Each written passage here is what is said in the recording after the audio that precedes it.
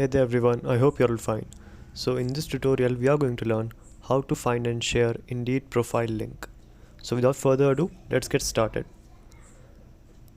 So simply go to the Indeed page, and what you will need to do is you need to click on this profile icon here. So click on it and then click on profile. And now what you need to know is you cannot directly share your profile link. So what you can do is you need to click on your resume. So what you need to do is you need to upload your resume and fill in the information properly, so that all of your information, your qualifications, your work experience, all of it is shown in your resume. So you can share that link and it will redirect you to the LinkedIn page, and I will show you how.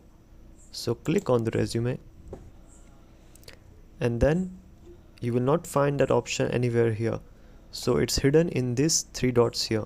So click on these dots and here you see share a link to my Indeed resume. Click on it and simply copy the link.